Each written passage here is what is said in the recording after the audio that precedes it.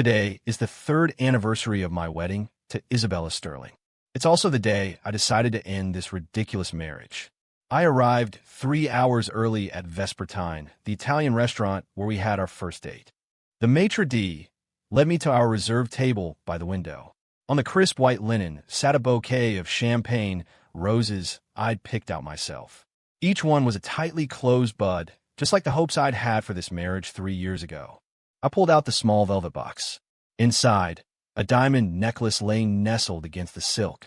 The main stone wasn't large, but its cut was flawless. I'd bought it with every dollar I had secretly earned over the past year, doing online medical consultations. This, I thought, would be the last gift I ever gave her as her husband. The minutes ticked by, stretching into hours. The restaurant's soft piano music cycled through its repertoire again and again. The couple at the next table was replaced by another, and then another. The ice in my water melted, the glass long losing its chill. The roses on the table, burdened by the long wait, seemed to droop. Isabella Sterling never showed. I glanced at my phone. 9:00 p.m. 3 full hours past our reservation. Not a single call, not a single text. It was exactly what I expected. To her, and any anniversary related to us, was infinitely less important than an urgent file from the Sterling Corporation, less critical than a last-minute meeting. I calmly summoned the waiter and paid the bill. Then, I dropped the necklace, velvet box and all, into the trash can by the restaurant's exit. It was nearly midnight when I returned to the Sterling estate, the sprawling manor we shared on Hawks Ridge. The massive house was lit up, every light blazing, yet it felt as cold and empty as a tomb. I walked through the cavernous living room and saw Isabella in the library. She was wearing blue light-blocking glasses, her eyes fixed on her laptop, deep in a transatlantic video conference. A tailored gray silk robe was cinched at her waist, her long hair casually tied back, revealing the elegant curve of her neck. She was cold, sharp, and beautiful, like a sculpture carved from ice. She didn't even glance up as I walked past. I didn't disturb her. I went straight upstairs to my room, the one the staff called Mr. Hayes's room, which was in reality a guest suite separated from her master bedroom by a long, echoing hallway. From a safe, I retrieved the divorce agreement I had prepared long ago. 2 copies. Then I went downstairs, made a cup of warm water with honey, and brought it to her library door, where I waited in silence. Another hour passed before the conference finally ended. Isabella took off her glasses, pinching the bridge of her nose in exhaustion. I pushed the door open. Meeting over? I placed the cup gently beside her hand. Drink this. It'll help your throat. She picked up the cup and took a small sip, her brow furrowing slightly. Too sweet. She pushed the cup aside and never touched it again. It had been like this for 3 years. She treated everything I did with an air of entitled criticism and casual disregard. I was used to it. What is it? She leaned back in her chair and looked up at me, her beautiful, almond-shaped eyes filled with impatience, as if every extra second I stood before her was a waste of her precious time. Yes, I nodded, placing the divorce papers on the polished mahogany desk in front of her. I pushed them forward. Sign it. My voice was perfectly calm. Isabella's gaze fell on the words divorce agreement. She froze for a second, then the corner of her mouth curled into a mocking smile. She didn't even bother to pick up the document, just watched me with an air of detached amusement, as if I were a child putting on a clumsy, pathetic play. Julian, what kind of game are you playing now? Her tone dripped with contempt. What's the matter? Was the monthly allowance I gave you too small? Or did you find a new sports car you want? Just say it. You don't have to resort to these pathetic, manipulative games. I don't have time to play along.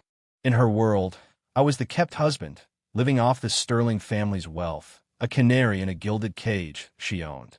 Every action I took had to be a ploy to extract more from her. I didn't get angry.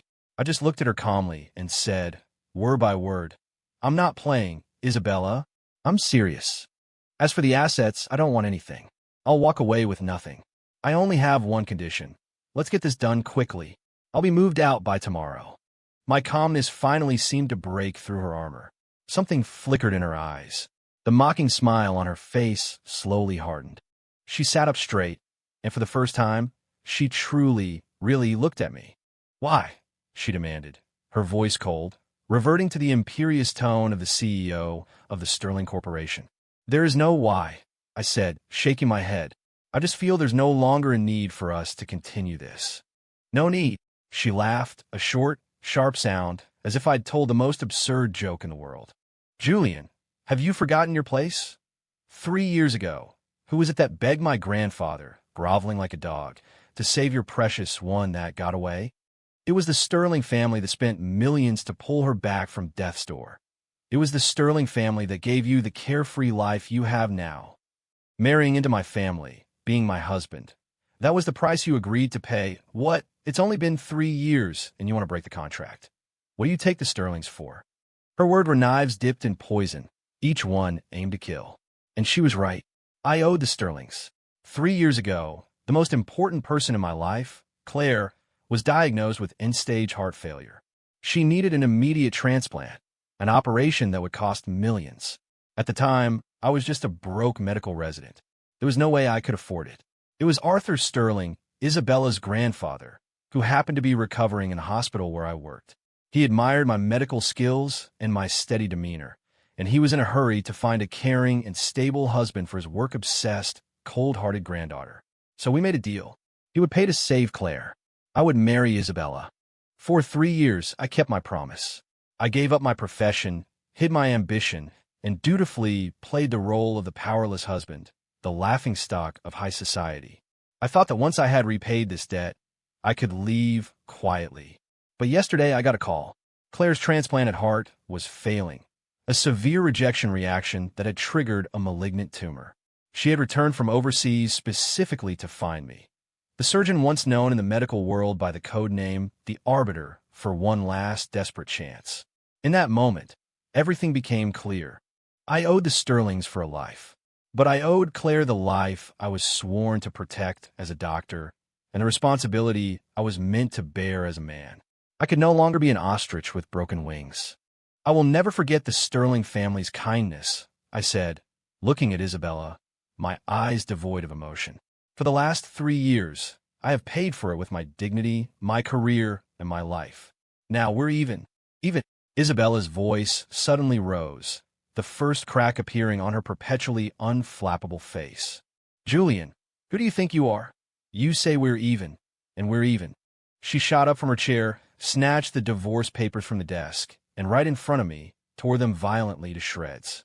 The pieces of paper fluttered down like a belated snowstorm. "I'm telling you, Julian Hayes." Her beautiful eyes were tinged with a crimson I had never seen before, the color of pure, offended rage. "As long as I, Isabella Sterling, don't agree, you will spend the rest of your life as this family's property. You want a divorce? You want to leave?" She advanced on me, step by step, and jabbed my chest with a finger tipped with a blood-red nail. "In your dreams." Isabella's outburst was unexpected, yet it made perfect sense. She didn't miss me. She certainly didn't love me. She simply couldn't accept that a possession she held so firmly in her grasp would dare to ask for freedom. It was an affront to her authority, a trampling of her pride. Like a queen who cannot tolerate the slightest hint of rebellion from her subjects. I ignored her hysteria, my gaze calm as I watched the paper confetti settle on the floor. "You can tear up the agreement, but I can always print another," I said coolly. "Isabella, my decision won't change. I'll have my lawyer send a new copy to your office in the morning." With that, I turned to leave, no longer wishing to look at her face, which was twisted with rage. "Stop," she called out from behind me. I paused, but didn't turn around. "Julian." Her voice had regained a sliver of composure, but it was colder than her earlier shouting. "Did you forget that your precious Claire is lying in a private hospital owned by the Sterling Corporation?" My heart sank. "I admit, your surgical skills were once impressive, but you haven't held a scalpel in 3 years. Do you really think you're qualified to step into an operating room anymore? With a single phone call, I can have every hospital in Riverton refuse you access to their facilities and equipment. With a single phone call, I can cut off all of Claire's follow-up treatments. When that happens, you and she can do nothing but wait to die." She paused, her voice laced with the playful cruelty of a predator. "So, do you still want to talk to me about divorce?" A naked threat. This was the real Isabella Sterling. using power and money to crush anyone or anything that displeased her. Slowly, I turned around to face her. She thought she had me, that she'd found my weakness. She thought I would grovel and beg for Claire's sake, just as I had 3 years ago. But she was wrong. "Isabella," I said, a slow smile spreading across my face. "Do you know what your biggest problem is?" She frowned, confused. "You're too arrogant. You think that without the Sterling family, Julian Hayes is truly nothing." I took out my phone and dialed a number. It was answered on the first ring. "Dr. Thorne, it's me, Julian." An elderly, emotional voice boomed from the other end. "Julian, my boy, you've finally decided to call. I was beginning to think you were planning to hide under a rock for the rest of your life." "Sir, I need your help," I said, getting straight to the point. "I need a state-of-the-art hybrid operating room and the best anesthesiology and nursing team available." "Done," the old man on the phone agreed without a moment's hesitation. "You name the place. You want a theater at Johns Hopkins or the Mayo Clinic? Just say the word, and I'll make the arrangements. All the old-timers have been waiting for you to come back." "Let's do it here in Riverton," I said. "Is Riverton General Hospital possible?" "Riverton General? Their equipment isn't the absolute best, but it's more than adequate." "Fine. I'll call their hospital president right now." "When do you need it?" "As soon as possible. I'll handle it." I hung up and looked at Isabella, whose face was slowly draining of color. My smile widened. "Did you hear that?" I gestured with my phone. "The power you're so proud of? It's worthless to me. As for Claire's treatment." I paused, my gaze turning razor sharp. "I suggest you don't touch her. Otherwise, I can't guarantee what kind of surprise the Sterling Corporation stock price will get when the market opens." "You..." Isabella's pupils constricted violently. Are you threatening me?" "No," I said, shaking my head. "I'm just informing you." Without giving her a chance to respond, I strode out of the magnificent prison that had caged me for 3 years. Behind me, I heard the piercing sound of shattering porcelain. It was the first time she had ever lost control so completely in front of me. I didn't go back to the estate, nor did I check into a hotel. I got into the nondescript sedan the Sterlings had provided for me, a car I rarely drove, and went straight to Riverton General Hospital. My mentor, Dr. Marcus Thorne, a titan in the world of American surgery, had incredible influence. When I arrived at the hospital, the president, flanked by several department heads, was already waiting for me at the entrance, bowing and scraping. "Dr. Hayes, what an honor. Dr. Thorne has told us everything. The operating room and the team are ready for you. The entire hospital will give you its full and complete cooperation." The president's face was plastered with an enthusiastic smile. 3 years ago, I was just an anonymous resident under his command. Now, he was addressing me as Dr. Hayes. Life has a funny way of being ironic. I ignored their pleasantries and asked directly, "The patient? Take me to her." I found Claire in a VIP suite. I hadn't seen her in 3 years. She had lost so much weight, her face as pale and translucent as a sheet of paper. Tubes snaked from her body, connecting her to cold, beeping machines. The girl who was once like a little sun, always warm and laughing, was now like a flower about to be broken by a storm. When she saw me walk in, her eyes instantly lit up. "Julian," her voice was as weak and fragile as a feather. "I'm back," I said, walking to her bedside and taking her cold hand. I tried to make my voice as gentle as possible. "Don't be afraid. I'm here. I won't let anything happen to you."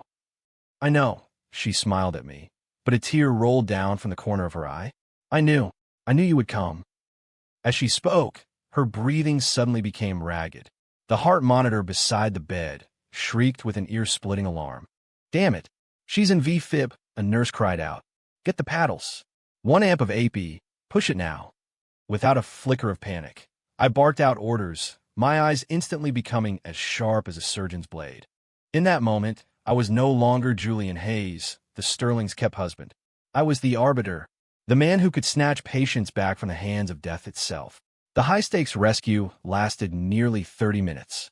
When the jagged line on the heart monitor finally calmed from a chaotic dance into a steady, rhythmic wave, everyone in the room let out a collective sigh of relief. I watched Claire's breathing return to normal, and the knot of fear in my own chest finally loosened. "Dr. Hayes, you are a miracle worker." Riverton General's head of cardiac surgery looked at me, his eyes filled with awe and admiration. That situation just now, if it had been us, I'm afraid, the outcome would have been catastrophic. I didn't say anything, just pulled off my sweat-soaked gloves. My voice was heavy with fatigue. The patient's condition is worse than I thought. The tumor is already compressing her aorta. She could go into cardiac arrest at any moment. We have to operate immediately. But the department head looked troubled. A surgery of this complexity is incredibly risky, and the patient's body is too weak to withstand prolonged anesthesia and open-heart surgery. Who said anything about opening her chest? I shot him a glance. Not open heart, he stammered. Then, how? Interventional surgery, I said. Interventional? He looked at me as if I were insane. Dr. Hayes, you can't be serious. Going in through the femoral artery, guiding micro-instruments through a catheter all the way to the heart to remove a malignant tumor that's fused to the aorta? That's practically impossible, even in theory. It would require a godlike understanding of human anatomy and control of the instruments precise to the micron. That's not something a human can do. I can. I looked at him and said only those two words. The absolute confidence in my voice left everyone in the room speechless. They stared at me as if I were some kind of alien. I didn't explain further. To the mediocre, the work of a genius always sounds like the ravings of a madman. I told them to begin all the preoperative preparations immediately. Then, I went alone to my temporary office. I needed to devise a flawless surgical plan. There was no room for error in this operation. It wasn't just about Claire's life. It was about whether I, Julian Hayes, could reclaim the dignity and glory I had lost for 3 long years. I stayed in that office all night. I reviewed every one of Claire's medical records, studying every CT and MRI scan of her tumor. On my computer, using 3D modeling software, I simulated every step of the surgery over and over, anticipating every possible risk. My brain was a supercomputer running at maximum capacity. Every ounce of my energy focused on this ultimate chess match against death. Just as the sky began to lighten, there was a knock on the door. Assuming it was a nurse, I answered without looking up. Come in. The door opened, and the light from the hallway cast a long, slender shadow on the floor. A familiar, cool fragrance drifted in. I frowned and lifted my head. Standing in the doorway was Isabella Sterling. She had changed out of her usual power suit and was wearing a simple beige trench coat. Her hair was down, falling softly over her shoulders. She looked less like the fierce CEO and more fragile and exhausted. In her hand, she held a thermal container. You were up all night. She looked at my bloodshot eyes and the dark stubble on my chin. Her voice held a hesitation, concern that I had never heard before. I didn't answer, just stared at her coldly. What are you doing here? My coldness made her flinch. She averted her gaze, looking uncomfortable. I heard about what was happening. I brought you some breakfast. She placed the container on my desk and opened it. Inside was steaming hot, steel-cut oatmeal and a few small, meticulously prepared side dishes. It used to be my favorite breakfast. I looked at the oatmeal and felt a bitter wave of irony. In 3 years, she had never once made me a single meal. Now that I'd asked for a divorce, she was suddenly trying to play the role of a doting wife. Take it with you, I said, my voice flat and cold. I don't need it. Julian, her eyes reddened slightly. Do you have to speak to me like this? How else? I stood up, walked over to her, and looked down at her. Miss Sterling, have you forgotten? We're about to be divorced. I have nothing to do with you. Whether I eat or sleep has nothing to do with you. So please, take your things and get out of my sight. Immediately. My words were like knives, slicing away at her composure. She bit her lip, and for the first time, a wounded mist clouded her proud eyes. She tried to say something, but in the end, nothing came out. She silently closed the container. Her hands, which could sign billion-dollar contracts without a tremor, were now shaking slightly. She picked up the container and turned to leave, looking utterly defeated. Just as she reached the door, I called out to her again. Isabella. She spun around, a flicker of faint hope in her eyes. I looked at her, a cruel smile touching my lips. Don't forget to have your lawyer send over the divorce papers on time. That flicker of hope was instantly extinguished. All the color drained from her face, leaving it as white as a sheet of paper. 4. Isabella eventually left, looking completely shattered. I could only imagine the humiliation and fury raging inside her. A queen, accustomed to absolute control, tasting the bitterness of being dismissed and ignored for the very first time. But it had nothing to do with me. I threw the breakfast she brought into the trash without a second thought and refocused all my energy on the impending surgery. The difficulty of this procedure was beyond anyone's imagination. It wasn't just a test of my technical limits. It was a declaration to the world that after 3 years of silence, my career was back. The arbiter had returned. The surgery was scheduled for 3 days later.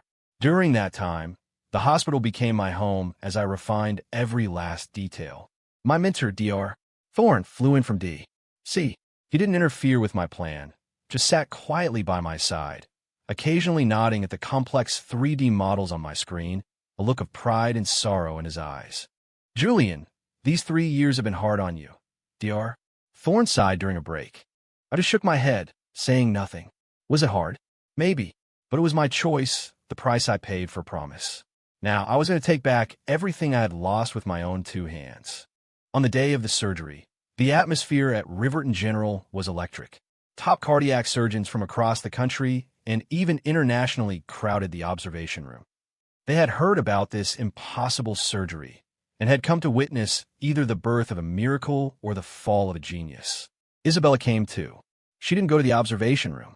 Dressed in a severe black power suit, she stood alone and silent at the end of the hallway outside the surgical wing.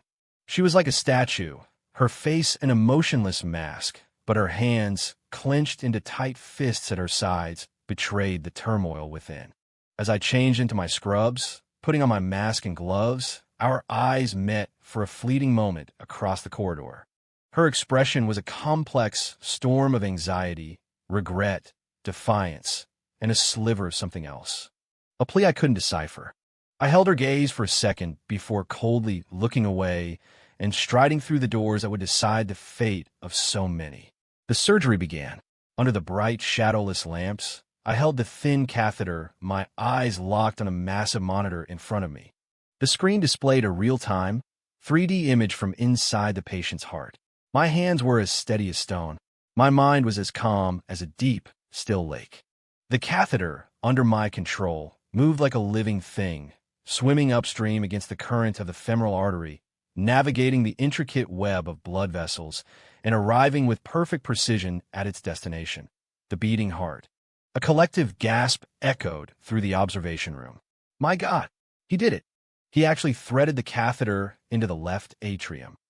That's miraculous. His knowledge of the vascular system is more precise than any GPS. Everyone was stunned by the artistry of my maneuver. But that was just the beginning. The real challenge was excising the malignant tumor that clung to the aorta like a viper. I manipulated the microscopic scalpel at the tip of the catheter and began to cut, millimeter by millimeter. Every incision had to be perfect. The slightest deviation would rupture the aorta, causing a fatal hemorrhage. Too little pressure, and the tumor wouldn't be fully removed, ensuring a swift recurrence. Time seemed to stand still. The only sounds in the entire operating room were the rhythmic beeps of the machines and the steady beat of my own heart. Beads of sweat formed on my forehead. My back was soaked through. I was oblivious to it all. My world had shrunk to the battlefield magnified on the screen before me. I was the general. The blade in my hand was my army, and I would not yield a single inch. I don't know how much time passed. When the last thread of tumorous tissue was finally separated from the aorta and successfully extracted through the catheter, I let out a long, slow breath. The surgery is a success, I announced, my voice raspy. The operating room erupted in thunderous applause. In the observation room, the seasoned experts who had seen it all rose to their feet as one, giving a standing ovation to me, the man who had just performed a medical miracle. I stripped off my surgical gown and walked out of the OR. In that moment, I felt as if every ounce of strength had been drained from my body. Dozens of hours of intense mental focus had pushed me to my absolute limit. I leaned against the wall, taking slow, difficult steps down the hall. At the far end, Isabella was still standing there. The moment she saw me, she rushed forward. "Julian, you." She started to say something, but when she saw my face, pale as paper and completely drained of color, the words caught in her throat. Her eyes instantly turned red. I paid her no mind, walking straight past her. Just as our shoulders brushed, my body finally gave out. The world went black, and I lost consciousness. In the last second before I faded completely, I felt myself falling into a cold, yet achingly familiar, embrace. An embrace that carried a faint, cool scent I had once craved, but which now felt like the cruelest of ironies. I had a long, long dream. In it, I was back 3 years ago. I was still a medical student in a white coat, full of hope for the future. Claire was there too. She would bring me homemade lunches every day and watch me work in the lab, her chin resting in her hands, her eyes full of admiration. We would sit under the old oak tree on the university quad for hours, talking about our impossible dreams. Then the scene shifted. I saw the Sterling estate, and a deal that changed my life. Arthur Sterling patted my shoulder and said, "Son, I know this is asking a lot, but Isabella, she's not a bad person at heart. You just have to be patient with her." Then I saw my wedding to Isabella. There were no guests, no congratulations, only cold legal documents and her emotionless face. She told me, "Julian, remember your place. Don't ask what you're not supposed to ask. Don't touch what you're not supposed to touch." 3 years flashed by like a silent black and white film on fast forward. All the suppression, the forbearance, the ridicule, and the indifference formed a giant net that trapped me, suffocating me until I couldn't breathe. I woke up with a jolt, gasping for air. The first thing I saw was the familiar, sterile white ceiling of a hospital room. The air smelled of antiseptic. "You're awake?" A voice, slightly hoarse but filled with relief, sounded beside me. I turned my head and saw Isabella sitting by my bed. She was still in the black suit from the day of the surgery, but it was wrinkled now. Her hair was messy, and her face was etched with an exhaustion she couldn't hide. She had been slumped over the side of the bed, clearly having kept vigil all night. Seeing me awake, she shot up, reaching for the call button. "Don't," I said, my voice rough. Her outstretched hand froze in midair. "How long was I out?" I asked. "A day and a night," she answered softly, then added, "The doctor said it was just exhaustion. Nothing serious. You just need a rest." I said nothing, just looked at her. This was the first time in 3 years that we had looked at each other so closely, so quietly. I noticed faint, fine lines at the corners of her eyes that I'd never seen before. Her eyes, usually filled with icy pride, were now just bloodshot and tired. She wasn't the invincible iron woman I'd always thought she was. "How's Claire?" I asked the question that mattered most. "She's doing well," Isabella replied immediately. "The surgery was a complete success. She's been moved to a regular room. Dr. Thorne said that with proper recovery, there should be no recurrence." Hearing this, the last weight in my heart was lifted. "Good." I nodded and started to push the blankets aside to get out of bed. "What are you doing?" Isabella rushed to stop me. "The doctor said you need more rest." "I'm finished." I pushed her hand away, my voice reverting to its usual coldness. "My job here is done. There's nothing left for me to do." I put on my jacket and walked toward the door. "Julian," she called out from behind me, her voice trembling slightly. Do we really have to end up like this?" I stopped, my back to her. "Isabella, in your eyes, what was our marriage?" She was silent. "A transaction, wasn't it?" I answered for her. 3 years ago, you bought 3 years of my freedom and dignity with your money. Now, the 3 years are up. The transaction is complete." "No," she retorted urgently. "I admit at the beginning. That's what I thought. But what?" I turned around, looking at her with cold eyes. "But when you discovered that the useless trash you thought you could discard will turn out to be a hidden gem, you started to have regrets? So, what are you trying to tell me now? That you want to renegotiate the terms of the transaction?" My words were a scalpel, peeling back her proud facade to expose the ugly truth beneath. Her face went deathly white. "Isabella, save your capitalist logic," I said, my voice full of scorn. "I, Julian Hayes, am not an asset of the Sterling Corporation. My life is not a balance sheet for you to appraise with your money and power. I will not give you a second chance to put a price on me. The divorce papers. My lawyer should have already delivered them to your office. This time, I hope you'll be more decisive. With that, I pulled open the door and walked out without a backward glance. I didn't see the woman behind me. The queen who had always stood so tall finally collapsed, sinking to the floor and burying her head in her knees, letting out the choked, painful sob she had suppressed for so long. 6. I moved out of the Sterling estate and left the hospital. Dr. Thorne wanted me to stay, to work with him again, to reclaim my title as the nation's top surgeon. I refused. After 3 years of suppression and 1 life-or-death surgery, I was mentally and physically exhausted. I didn't want to return to life in the spotlight. I just wanted to find a quiet place to live a life that was my own. I rented a small apartment in an older, working-class neighborhood in Riverton. It wasn't big, but it got a lot of sun. With the money I had saved, I opened a small private clinic on the ground floor of my building. The name was simple: Dr. Hayes' Clinic. There was no flashy sign, no fancy decor. Most of my patients were neighbors from the surrounding blocks. Headaches, fevers, the common cold, the minor ailments that great surgeons would dismiss as trivial, were now my daily work.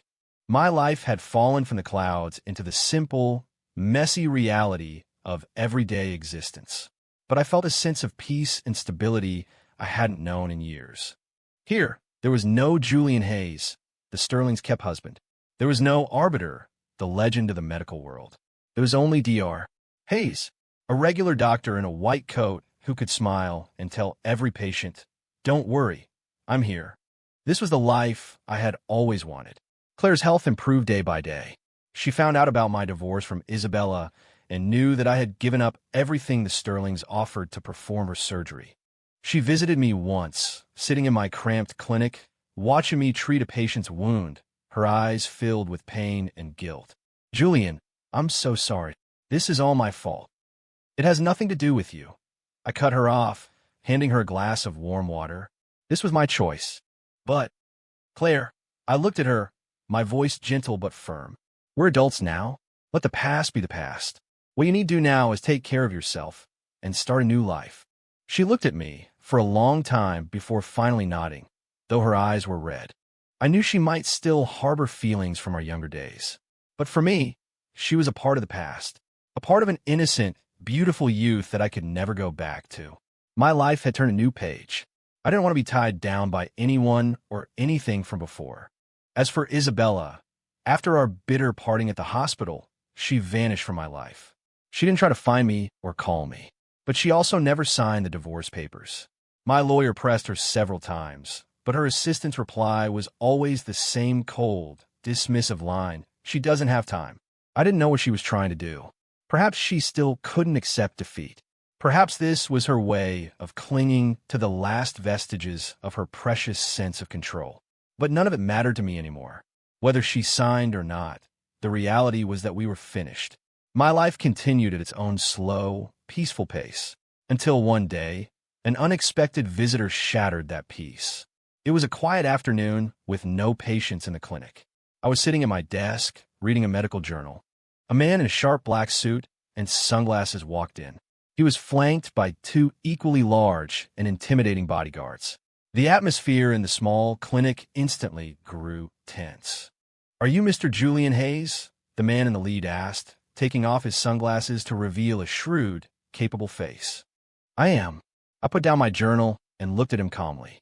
"Can I help you?" "Our employer would like you to come with us," the man said. His tone was polite, but carried an undercurrent of unshakable authority. "And who is your employer?" "You'll find out when you get there." I laughed. "And if I say no?" The man's expression hardened. "Mr. Hayes, I would advise you not to make this difficult for us." His 2 bodyguards took a step forward, subtly boxing me in. I looked at them without a trace of fear. 3 years of living as a Sterling had worn down my edges, but it hadn't erased the pride in my bones. Just as the tension was about to snap, the clinic door flew open again. A young man in a tracksuit, drenched in sweat, rushed in, panting as he spoke to me. Dr. Hayes, it's bad. My dad, he's having another attack. Please, you have to come quick." I recognized him as the son of old Mr. Henderson, who lived in the next alley over. Mr. Henderson had a severe heart condition and was a regular at my clinic. Without a moment's hesitation, I stood up and grabbed my medical bag. Lead the way. I started to follow the young man out. But the man in the suit blocked my path. Mr. Hayes, our employer's business is rather urgent. Get out of my way, I said, my voice ice cold. I'll be back in an hour. If you're still here, you'll regret it. My gaze was like a pair of scalpels, so sharp that the normally assertive man instinctively took a step back.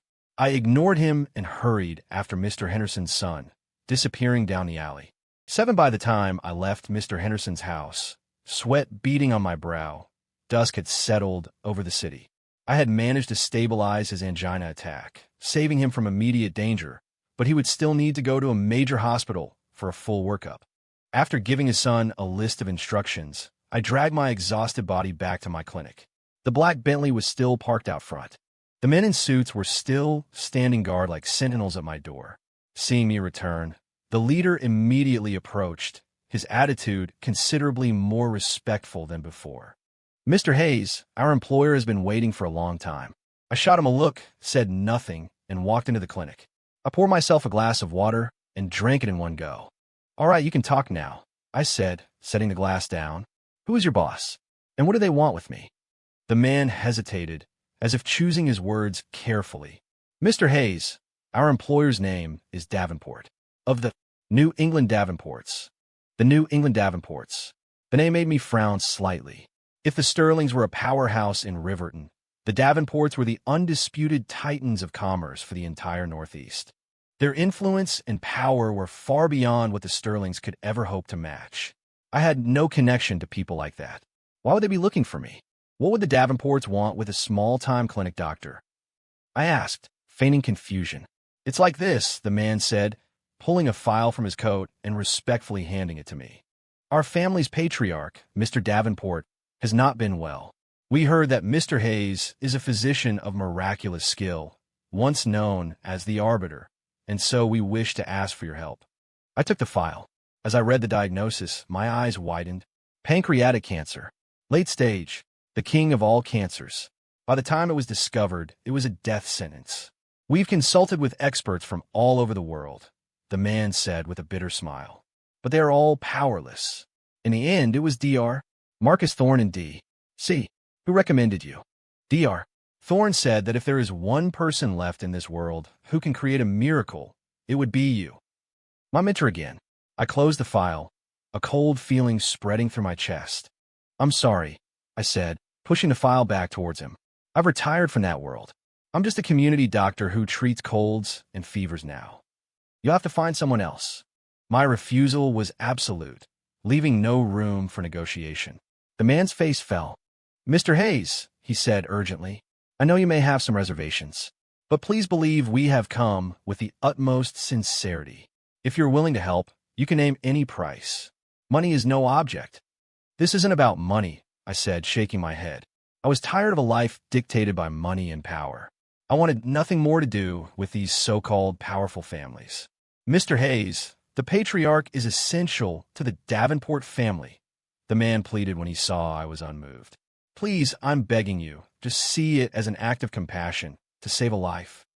Save a life. I interrupted him, as if I'd heard a joke. 3 years ago, I gave up everything to save a life. And what did I get for it?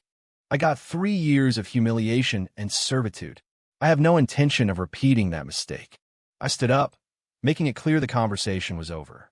You should leave. I'm not going to change my mind. With that, I turned my back on them and walked into the back room of the clinic, where I slept. Behind me, I heard the man's frustrated and helpless sigh. I thought that would be the end of it. But the next day, an even more unexpected person appeared at my clinic door. It was Isabella. Today, she wore a simple white dress and no makeup. Her long hair fell softly over her shoulders, making her look like a young, innocent college student. She looked just like she had the first time I ever saw her. But her beautiful face was etched with a desperation and humility I had never witnessed before. She just stood there in the doorway, looking at me. Her lips moved, but no words came out. Her eyes were already red. I frowned, a sense of foreboding washing over me. What do you want now? My tone was impatient. Julian, she finally spoke, her voice hoarse and trembling. I'm begging you. Please, save Grandpa Davenport. Grandpa Davenport? I was taken aback.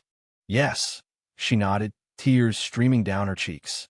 The patriarch of the Davenport family. He and my grandfather are old family friends. He watched me grow up. It all clicked into place. The Davenports had sent Isabella to persuade me. They thought that by using our unresolved relationship, they could make me change my mind. How utterly ridiculous. I made myself clear yesterday. I said coldly, I'm not going to do it. I know, she said desperately. I know you hate me, and you want nothing to do with people like us. But Grandpa Davenport is different. He's a good man. Whether he's a good man or not has nothing to do with me. I cut her off. Isabella, have you forgotten? We have no relationship anymore. His life or death is none of my concern. No, it is. She suddenly lurched forward and grabbed my arm, her usually icy eyes filled with a pleading that bordered on despair. Julian, I'm begging you. Please, consider it. Consider it a debt I owe you. If you save him, I'll sign the divorce papers immediately. I don't want anything. I'll walk away with nothing, just like you asked. I'll give everything back to you. Just please save him. Isabella's words were a stone thrown into a still pond, creating a ripple in my heart. My help in exchange for her signature. It sounded like a very good deal. Wasn't this what I had wanted all along? But looking at her face, tear-streaked and etched with a desperate, pleading humility, I felt no sense of victory. Instead, I felt a deeper, more profound sense of disgust. Isabella, I said, prying her fingers from my arm. My voice was laced with sarcasm. You still don't get it. Do you think I care about your assets? Do you think I'm divorcing you to get a piece of a sterling fortune? You're wrong.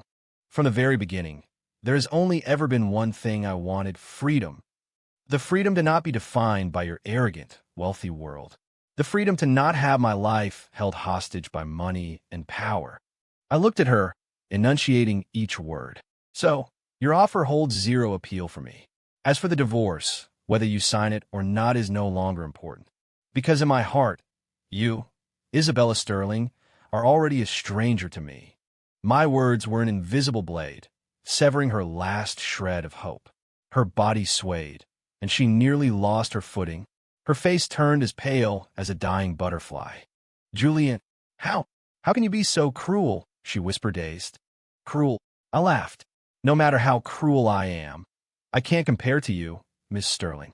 3 years ago, for the benefit of the Sterling Corporation, you stood by and watched me give up everything I had, turning me into a hollow shell of a man. Today, for the sake of my own freedom, I am refusing to save a man who means nothing to me. Between the two of us, who is truly the cruel one? My question left her speechless. She was right. What right did she have to accuse me? She was the last person in the world who had any right to speak to me about having a heart. Go, I said, dismissing her, and don't ever disturb my life again. From the moment you tore up that first divorce agreement, everything between us was over. With that, I turned, walked into the back of the clinic, and shut the door. I sealed myself off in another world. From outside the door, I could hear her suppressed, painful sobs. The sound was broken and filled with a despair and helplessness I'd never heard from her before. Like a lost child, I leaned against the door, listening silently. My heart was as still and untroubled as an ancient well.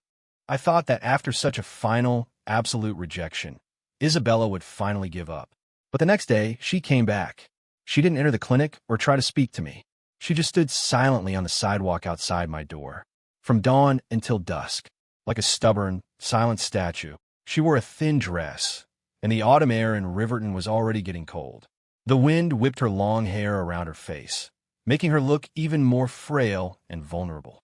The neighbors who came and went all stared, their eyes filled with curiosity, looking at her, then at me. They were probably wondering what the relationship was between the beautiful woman who arrived in a multi-million-dollar Bentley, but stood outside like a scolded child, and the humble doctor in the small clinic. I ignored her. I treated her as if she were air. I opened my clinic, saw patients, sent them on their way, and closed up for the day, just as I always did. For 3 days, it was the same. She was like a tireless penitent, performing a silent, self-abusing ritual of atonement. On the 4th day, it started to rain. A cold autumn rain, driven by a biting wind that chilled to the bone. She was still standing there. No ombrelle, no shelter. She just let the freezing rain soak her from head to toe. The white dress clung to her body, outlining the slender curves that shivered violently in the cold.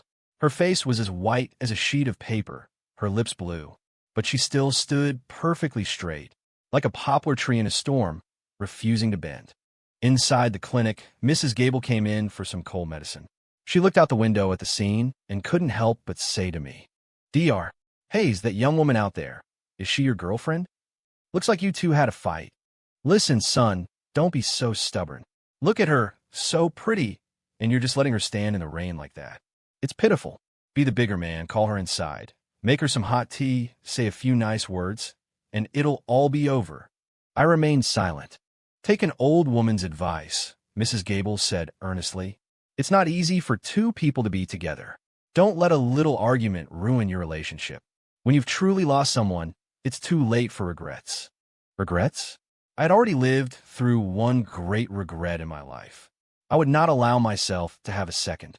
I looked out the window at the figure swaying in the wind and rain, my eyes cold as ice.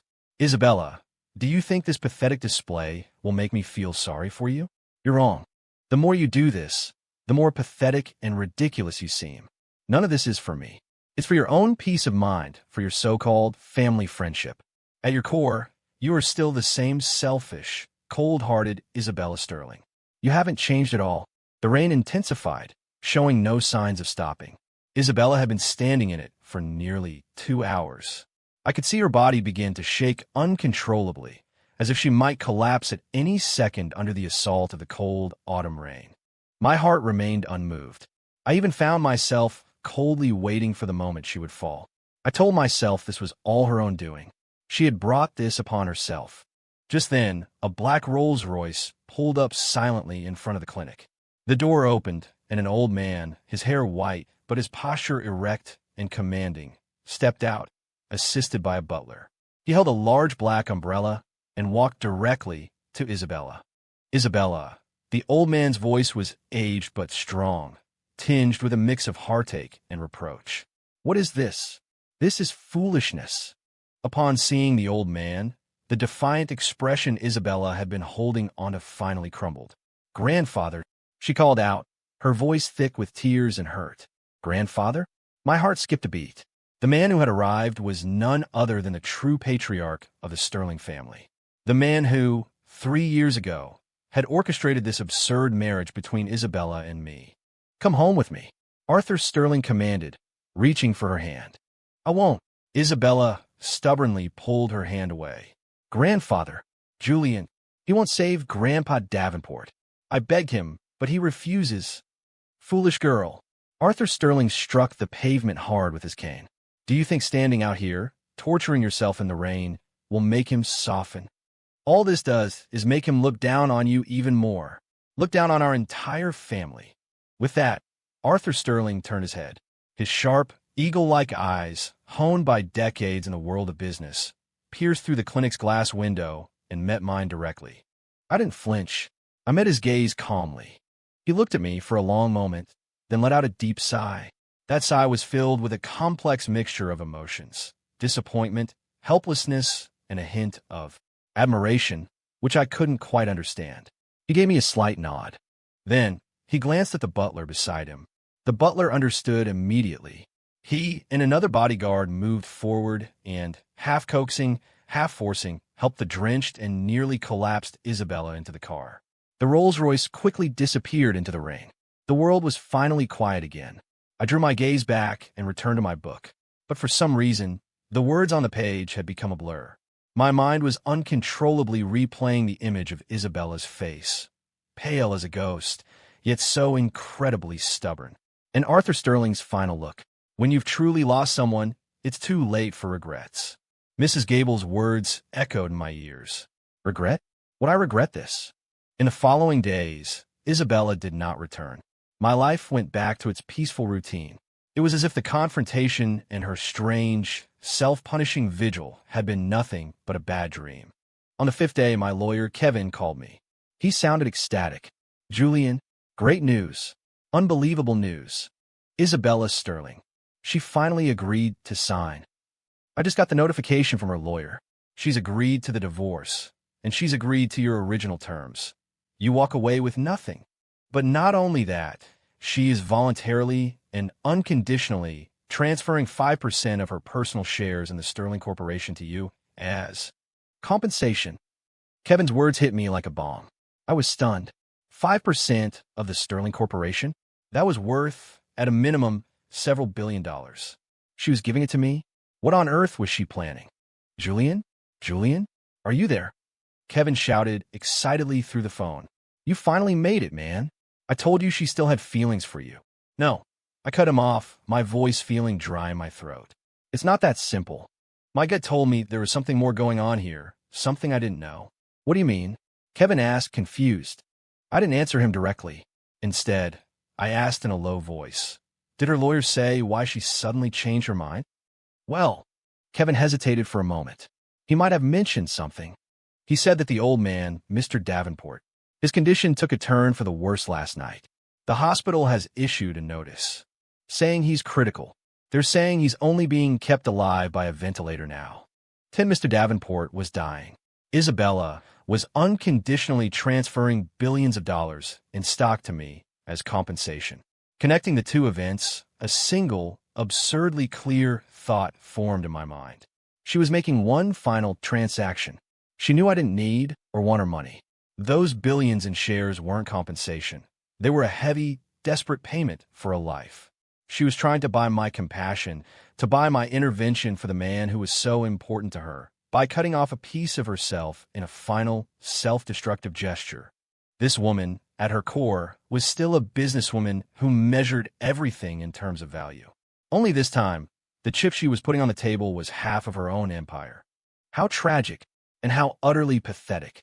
After hanging up with Kevin, I sat in my clinic for a long time. Outside, the sky slowly darkened. The city's neon lights began to flicker on, one by one, painting a skyline that was both brilliant and cold. What was I supposed to do? Should I stick to my principles, watch this from the sidelines, and let old Mr. Davenport die, thereby severing my last tie to Isabella and her world of wealth and power? Or should I accept this deal, pick up my scalpel, and trade my skills for the freedom I was owed and a fortune in compensation? For the first time, my resolve wavered. I hated Isabella for her coldness and pride, for the 3 years she had treated me with contempt. But Mr. Davenport, he was an innocent party in all of this. He was just an old man fighting for his life. And I was a doctor, to consecrate my life to the service of humanity. That oath was once the core of my being. I had buried it for 3 years to honor a promise. Was I now going to betray it completely because of a personal grudge? If I stood by and did nothing today, what would be the difference between me and the Isabella who had coldly watched me abandon my dreams? I closed my eyes in anguish. Late that night, I finally dialed the number of the man in the black suit, the Davenport's head of security. Mr. Hayes. His voice on the other end was a mixture of surprise and joy. Prep an operating room, I said, cutting straight to the point. My voice was calm, but held a note of absolute authority. Now, immediately. Half an hour later, I once again walked through the doors of Riverton General Hospital. This time, I was greeted by the entire core of the Davenport family, as well as a frantic Arthur Sterling. Isabella was there too. She stood at the back of the crowd, her face pale, her eyes watching me with a complex expression. We were separated by a sea of people, yet the distance between us felt like 1,000 miles. I ignored everyone's greetings and words of gratitude, changed directly into my scrubs, and walked into the hybrid operating room that had been kept on standby for me, 24/7. Mr. Davenport's surgery was exponentially more complex than Claire's. The pancreas is known as the swamp of the human body, a treacherous landscape of blood vessels and organs. And his tumor was located in the most dangerous place of all, the head of the pancreas. The success rate for traditional open surgery was less than 5%. And I, once again, was attempting the impossible, an interventional procedure. It was a grueling battle that lasted 18 hours. I immersed myself completely in that microscopic world of vessels, nerves, and tissues. My mind, my eyes, my hands, they achieved a level of synergy I had never known before. Time lost all meaning. I forgot hunger, forgot fatigue, forgot the sun rising and setting outside the window. In my world, there was only one thing: the poison that needed to be removed. When the surgery was over, I dragged my nearly broken body out of the operating room. The sun was up. Success. The tumor has been completely removed. The patient's vitals are stable. My assistant excitedly announced the news to the family waiting outside. The hallway erupted in a chorus of relieved cheers and emotional sobs. The Davenports, Arthur Sterling, they all rushed towards me, wanting to thank me, to say something, but I simply held up a hand, walked past them, and stopped directly in front of the stunned, motionless Isabella. I looked at her face, a canvas of shock, joy, and overwhelming guilt. Then I placed a bank card in her hand. "What is this?" she asked, confused. "There's $100 million in that account," I said calmly. "It's what I earned over the past 3 years from online consultations and a few private investments. The pin is our wedding anniversary." Isabella was completely frozen. She stared at me in disbelief, as if seeing a total stranger. All this time, she had believed I was a parasite dependent on her and the Sterling family for my very survival. She had no idea that I had long ago acquired the means to stand on my own 2 feet. "I saved Mr. Davenport, but not because of your shares, and certainly not because of some pathetic deal." I looked at her, my gaze clearer and more distant than ever before. "I saved him because I am a doctor. And you, Isabella Sterling, are not worthy of measuring my beliefs with your dirty money. I will sign the divorce papers. I won't take a single cent of your stock. From this day forward, we go our separate ways. We are nothing to each other." My words were a sledgehammer, shattering the last remnants of Isabella's pride. She clutched the thin plastic card, but it felt as if it weighed 1,000 pounds. It represented not just the cold number of $100 million, but the independence and dignity she had relentlessly trampled for 3 years. She had always thought she was keeping a tame, harmless canary, only to discover, the moment the cage door opened, that it was an eagle that had always been capable of soaring. An eagle that had willingly clipped its own wings to honor a promise. This cognitive dissonance was far more devastating than any verbal insult. She looked at me, her lips parted as if to speak, but no words came out.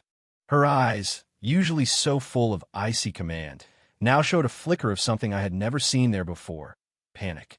She was afraid. Afraid that this man she had never truly known was about to disappear from her world completely. And this time, she had no leverage, no chips to play to make him stay. I didn't wait for her response. Dragging my exhausted body, I went to the recovery room the hospital had prepared for me. I slept the clock around.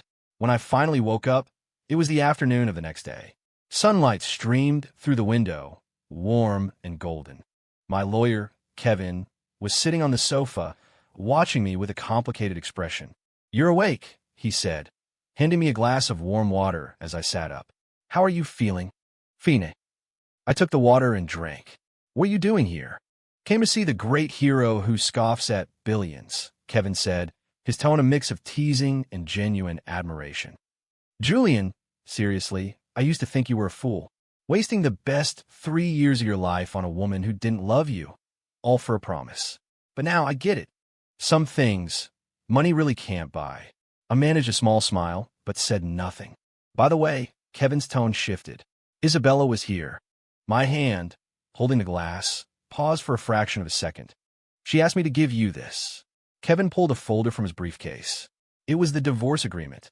On the final page, in her elegant, slightly trembling handwriting, was her signature: Isabella Sterling. Beneath it was a stock transfer agreement. It stated her intent to voluntarily and unconditionally transfer 5% of the Sterling Corporation to me. But at the very bottom of the document, she had added a sentence in pen: "This gift is not a transaction, nor is it compensation. It is merely the sincerest apology from a woman for her past arrogance and prejudice. To Dr. Julian Hayes." Next to her signature, a small, faint watermark had blurred the ink. A teardrop. I stared at the document for a long time. "What do you make of it?" I asked Kevin. "What's to make of it?"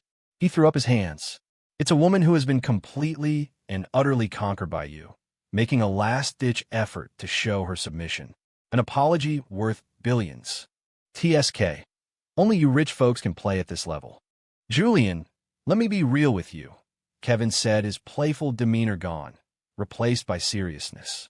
That woman, as much a nightmare as she was, seems to have genuinely seen the error of her ways. And at the end of the day, it's not like there's a blood feud between you. Maybe you should reconsider. Reconsider? What was there to reconsider? The chasm between us wasn't just 3 years of cold indifference. It was a fundamental difference in our views of the world. She was a queen on her throne, accustomed to measuring everything and everyone with power and money. And I was just a regular man who wanted to live a quiet life, true to his own principles. We were destined to walk different paths. I want you to return this stock agreement, I said, pushing the folder back to Kevin. I'll keep the divorce papers. I don't want anything else. You're serious? Kevin's eyes went wide. Julian, this is billions of dollars. With this, you'd never have to work another day in your life. I never planned on not working, I said with a faint smile. Kevin, you don't understand. For me, the richest life isn't about how much money you have. It's about having the freedom to choose how you live. And that freedom, I finally have it. Kevin stared at me for a long time, then let out a heavy sigh. All right, you win. I am officially impressed.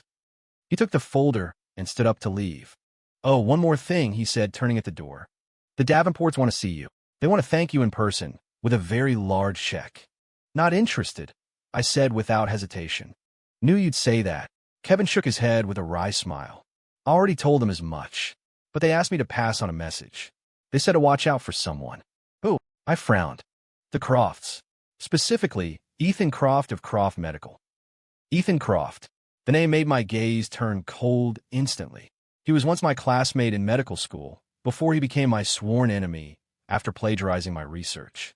Now, he was the head of the largest private healthcare corporation in the country. The history between us was not something that could be settled with a few words. What about him? I asked grimly. The Davenports say your successful surgery made you a star overnight, and that cuts into Croft's business, Kevin said, his face growing serious. He sees you as a major threat. He's been digging into your past, and apparently he's found some things about you and Claire and about your time with Isabella. The Davenport's message was a warning. Ethan Croft is a petty, vindictive man. He's likely to use some underhanded tactics to come after you. Kevin's warning shattered the peace I thought I had finally earned. Ethan Croft. The name dragged up a past I desperately wanted to forget. In medical school, we had been the best of friends and the fiercest of rivals, a relationship built on mutual respect and quiet competition. I thought we would be colleagues for life. That all changed with our research project on targeted gene repair therapy. It was my life's work at the time, the culmination of countless sleepless nights. But he stole it, put his name on it, and published it in a leading international journal. Furious, I reported him to the university. But the Croft family had deep roots in the medical establishment. In the end, the issue was swept under the rug. I got a half-hearted apology. He, on the other hand, used my research as a stepping stone to fame and fortune, becoming the new golden boy of the academic world. We never spoke again. I never imagined that after 3 years of living in obscurity, our paths would cross again in such an explosive way. I understand, I said to Kevin, my face a calm mask that betrayed none of the storm brewing inside me. I was no longer the broke, powerless student he could walk all over. If Ethan Croft wanted a fight, I would be more than happy to give him one. In the days that followed, I was discharged from the hospital and returned to my small clinic. Life seemed to fall back into its old rhythm. I saw patients, made diagnoses, and chatted with my neighbors about their lives. But I knew that beneath the calm surface, a storm was gathering. Trouble, as expected, arrived swiftly. One afternoon, an official vehicle from the Board of Health parked in front of my clinic. Several people in uniforms, their faces grim, walked inside. The man in charge was a stern-faced, middle-aged man. "Are you Julian Hayes?" he asked, his voice cold. "I am. We've received a formal complaint alleging that you're practicing medicine without a license, and that you engaged in severe malpractice during a recent surgical procedure. Please come with us to answer some questions. Practicing without a license? I had to laugh. My medical license, my board certifications, even my international credentials were all framed and hanging on the wall in plain sight. This was a blatant, transparent attempt to cause trouble. Sir, I said, gesturing to the wall, my credentials are all right there. I'm not sure where this practicing without a license complaint is coming from. We received a complaint, and we have our evidence, the man said, clearly uninterested in a debate. Just come with us. If you're innocent, the investigation will clear your name. His words were textbook bureaucracy, but I knew that if I went with them, the last thing I would find was justice. All that awaited me was a bureaucratic nightmare designed to ruin me. Ethan Croft worked faster and dirtier than I had imagined. Just as I was in a standoff with the board officials, a commotion erupted outside. A dozen reporters from various media outlets, carrying cameras and microphones, swarmed my clinic like sharks that had scented blood. They surrounded the small building, a wall of bodies and equipment. Camera flashes went off like strobing explosions, nearly blinding me. Dr. Hayes, what is your response to the accusation of practicing without a license? We have a source saying the surgery you performed at Riverton General carried extreme risks. Is this true? There are rumors of an inappropriate relationship between you and your patient, Ms. Vance. Did you perform this risky surgery for personal reasons? Can you comment? The questions were sharp, malicious, and fired at me like bullets. I understood instantly. This was a carefully orchestrated trap. First, use the Board of Health to tie me up legally. Then, use the media to destroy my reputation. A two-pronged attack designed to crucify me in the court of public opinion. A perfect, bloodless assassination. Ethan, I thought, 3 years haven't made your methods any less despicable. I looked at the pack of wolves before me, at the so-called officials with their by-the-book expressions, and my blood ran cold. I felt no panic, no anger. I simply calmly took out my phone. I didn't call Kevin. I didn't call the Davenports. I dialed a number I never thought I would willingly call again. The phone rang for a long time before it was picked up. Hello. Isabella's voice came through the line, hesitant, cautious, almost disbelieving. It's me, I said calmly. Julian.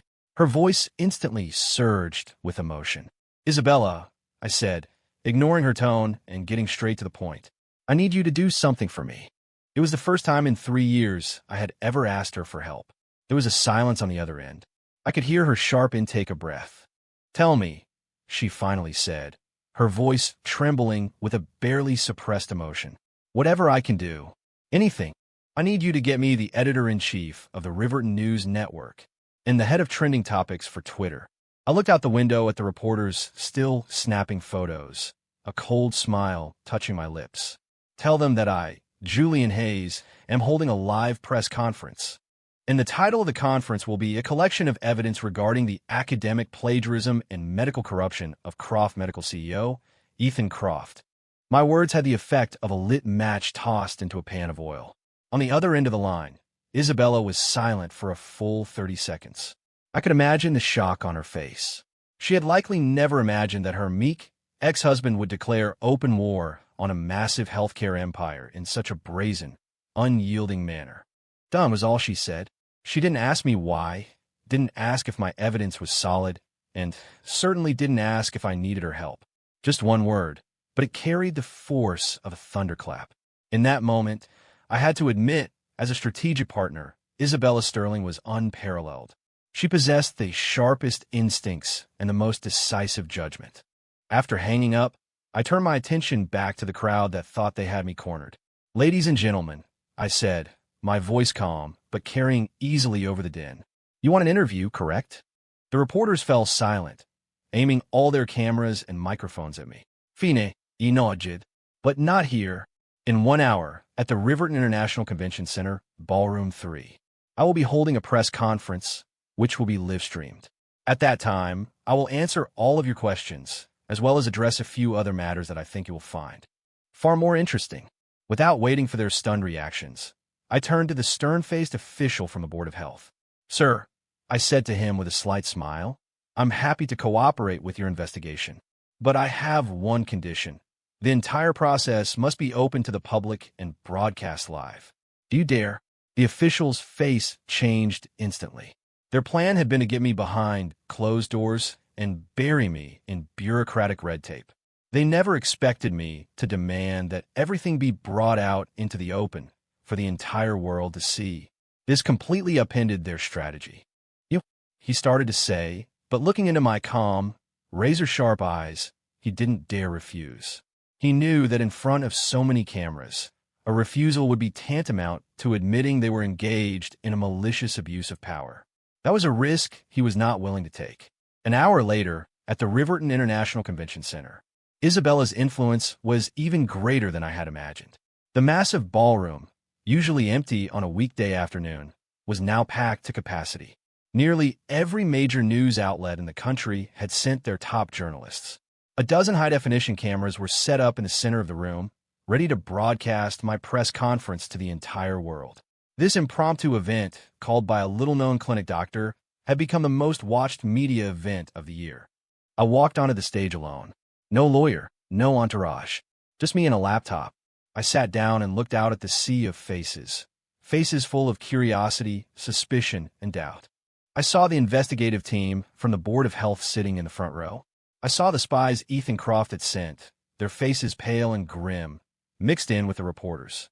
And in the very back of the room, I saw a figure in a hat and mask, completely concealing their identity. It was Isabella. She had come after all. Our eyes met for a brief moment across the vast hall. I couldn't see her expression, but I could feel the intensity of her gaze. I looked away, cleared my throat, and picked up the microphone. "Good afternoon, members of the press, and everyone watching this live stream. My name is Julian Hayes, and I am a doctor. Before I answer your questions, I'd like to tell you all a story. It's a story about ideals and betrayal, a story about a genius and a thief. I didn't start by refuting the accusations against me. Instead, I calmly and objectively recounted the story from 3 years ago, the story of the targeted gene repair therapy and the academic fraud that had followed. I didn't embellish. I didn't make emotional accusations. I simply projected the evidence onto the giant screen behind me, one document at a time. The original experiment data, the project proposals, the email correspondence between Ethan Croft and myself. The truth in black and white. Irrefutable. The story unfolded, piece by piece, for all to see. At first, the reporters were just listening quietly, but soon, their expressions turned to shock, then to outrage. They finally understood that the real subject of today's press conference was not me. It was the man who had always been portrayed as a brilliant young talent, a leader in the medical community, the CEO of Croft Medical, Ethan Croft. When the last piece of evidence was displayed, I looked up, my gaze seeming to pierce through the camera lenses, directly at the man who was likely fuming in his luxurious office at that very moment. "Ethan Croft," I said, each word deliberate and clear. "3 years ago, you stole my research and destroyed my academic career. I chose to remain silent, not because I was afraid of you, but because I felt that arguing with a person like you was beneath my dignity. But today, you made a grave mistake. You used the same despicable tactics to attack my integrity as a physician. You have defiled the title of doctor, and so I have decided to remain silent no longer." I turned my laptop toward the cameras. "On this drive is not only the complete evidence of your academic plagiarism. There is also evidence of Croft Medical's tax evasion, their use of unapproved medical devices, and their collusion with pharmaceutical representatives to engage in commercial bribery. So now, I'm giving you a choice. You can either immediately cease all harassment and slander against me and my patients and issue a public apology, or I can hand this drive over to the IRS and the FBI. I'll give you 10 minutes to decide." The entire hall was silent. Everyone was stunned by my ultimatum. No one had imagined that a seemingly powerless doctor could be holding such a devastating trump card. This wasn't a press conference. This was a public trial. And I, Julian Hayes, was the final arbiter, holding the sword of justice. 14. 10 minutes felt like an eternity. You could have heard a pin drop in the press hall. Everyone held their breath, waiting for the outcome of this high-stakes showdown. Ethan Croft didn't keep me waiting long. In the 8th minute, my phone rang. A blocked number. I put on speaker. "Julian," Ethan's voice crackled through the phone, thick with a rage he was desperately trying to suppress. He sounded defeated. You win. Name your terms.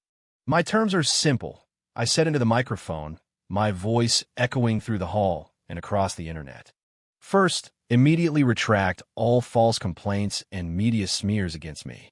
Second, publish a full-page apology in tomorrow's edition of the Riverton Times and on your personal Twitter account. An apology to me and to the public you misled. Third, I pause, my voice turning to ice. I demand that Croft Medical immediately establish a special charitable foundation. The initial funding will be no less than $500 million. It will be used to fund research projects across the country related to the targeted gene repair therapy I was developing. You once stole my dream, Ethan. Now, you will use your money to pave the way for the dreams of others. There was a long, heavy silence on the other end of the line. I could almost picture his face, purple with humiliation. This condition was worse than death for him. It wasn't just about the money. It was about forcing him to build a monument to me, his most despised rival. Fine, he finally hissed through his teeth. I agree. Good, I nodded. I trust you'll be a man of your word, Mr. Croft. With that, I hung up. I stood and faced the reporters, giving a slight bow. Thank you, everyone. This press conference is now over. Then, under the blinding flash of countless cameras, amidst a sea of shocked, awed, and complex stares, I walked off the stage, alone and composed. The storm I had unleashed had ended, and I had won. I didn't go back to the clinic. I went to the riverfront. I sat alone on a bench, watching the wide, powerful river flow towards the distant sea. I felt no joy in my victory, only a profound emptiness and exhaustion that comes after a long battle. I had exposed Ethan, cleared my name, and reclaimed my dignity. But what now? Could my life truly go back to the way it was? No, it couldn't. Some wounds, once inflicted, never truly heal.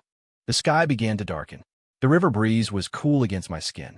A woman's trench coat, carrying a faint, familiar scent, was gently draped over my shoulders. I didn't have a turn to know who it was. How did you know I was here? I asked. I followed you. Isabella's voice came from behind me, soft and timid. She sat down at the other end of the bench, leaving a safe, distant space between us. Today, she began, her voice quiet. Was incredible. I never knew you. There's a lot you never knew. I cut her off, my tone still cool. She fell silent. The wind toyed with her hair. She tucked a loose strand behind her ear, revealing a profile that was, even in the fading light, breathtakingly beautiful. Julian, she said after a long pause, as if gathering all her courage. The divorce papers. I've signed them. I know. And the stock transfer. I won't accept it. I cut her off again. Why? She turned to look at me, her beautiful eyes filled with confusion and pain. Why won't you accept even the smallest gesture of goodwill from me? Do you really hate me that much? Hate. I shook my head and gave a self-deprecating laugh. Isabella, you give yourself too much credit. Hate requires an investment of emotion, and you are no longer worth any of my emotions. I don't hate you. I feel nothing for you. Indifference, like looking at a complete stranger. My words were sharper than any knife. I saw her flinch, her body trembling slightly. The light that had just begun to gather in her eyes was instantly extinguished. Then, what about Claire? She asked, her voice growing shrill as she grasped at her last straw. You're not indifferent to her, are you? You came out of retirement for her. You risked your life for her. Are you going to tell me you have no feelings for her? Are you divorcing me to be with her? This was the question that had haunted her, the one excuse she had clung to for her pride and her failure. I looked at her face, slightly twisted with jealousy, and for the first time, I felt a flicker of pity. This queen of the business world was, in matters of the heart, as naive and stubborn as a child. Isabella, I said, standing up to look down at her. I admit, I once loved Claire, when I was young and had nothing to my name. But that is in the past. I don't love her now, and I don't love you. I don't love anyone. I'm just trying to love myself. The biggest problem between us was never Claire. It was the fact that you, Isabella Sterling, never, ever loved me. You loved the security and control that came with the title Julian Hayes, the Sterling's husband. You love your own pride. And now I have shattered that pride. So you can't stand it. That's all it is. I took the coat from my shoulders and handed it back to her. It's getting cold. You should go home, Miss Sterling. With that one, final, cold, and formal address, I turned and melted into the darkness. Our conversation by the river was the final cut, severing the last tangled threads between Isabella and me. After that night, she never sought me out again. True to his word, Ethan Croft published his apology the next day and established the Charitable Research Foundation. The media firestorm died down. My life, at long last, returned to the quiet peace I had craved. Kevin filed the signed divorce agreement with the court. When I held the official decree, the piece of paper that signified my freedom, I felt neither joy nor sorrow, just a sense of calm finality. I, Julian Hayes, had finally closed the book on 3 absurd years of my life. Another year passed. My little clinic became well known in the neighborhood. People trusted me with their aches and fevers. They said Dr. Hayes was not only a good doctor, but a good man. Every day, I welcomed people, listened to their stories, and felt the warmth of simple, ordinary life. Slowly, I began to smile again. Claire made a full recovery. She decided to stay in Riverton and opened a small flower shop. Sometimes, she would bring me a bouquet of fresh sunflowers, and we would chat like old friends over tea. We never spoke of the past. By a silent, mutual agreement, we kept that chapter of our lives tucked away in memory. Occasionally, I would see news about Isabella in the financial papers. She was still the reigning queen of the business world. Under her leadership, the Sterling Corporation was more powerful than ever. In the photos, she always looked radiant, untouchable, as if we had only ever existed in 2 separate, parallel universes. Kevin would sometimes tell me things he'd heard. He said Isabella had become colder, more ruthless than before. She had refused every match her family tried to make for her. There was never another man in her life. She poured every waking moment into her work, operating like a flawless, relentless machine. Why does she do it? Kevin once asked me over a beer. It's obvious she's not over you, but she insists on living like she's on a deserted island. I said nothing, just drained my glass. The person she couldn't let go of wasn't me. It was the proud woman she used to be, the one she had lost. I assumed our story would end there. 2 people fading from each other's lives, a memory forgotten in the currents of time. Until one day, my mentor, Dr. Thorne, called me. Julian, you need to get to Riverton General. Right now. His voice was strained with an urgency I had never heard before. What's wrong? A knot of dread tightened in my stomach. It's Isabella Sterling, Dr. Thorne's voice was heavy with grief. She was in a car accident. It's bad. Massive cerebral hemorrhage, multiple organ ruptures. Every specialist in the hospital is in consultation. But the prognosis is not good. Julian, she might not make it. When I arrived at the hospital, the hallway outside the operating wing was packed. Arthur Sterling, members of the Davenport family, the entire executive board of the Sterling Corporation. Every face was grim. The air was so thick with tension, it was hard to breathe. When Arthur Sterling saw me, his sharp eyes, which had seen so much, instantly reddened. He grabbed my hand, his own trembling. Julian, you're here. Save her. Please, you have to save her. The accident happened because she was on her way to bring you something. For me something? I froze. Just then, the Sterling family's butler handed me a metal box.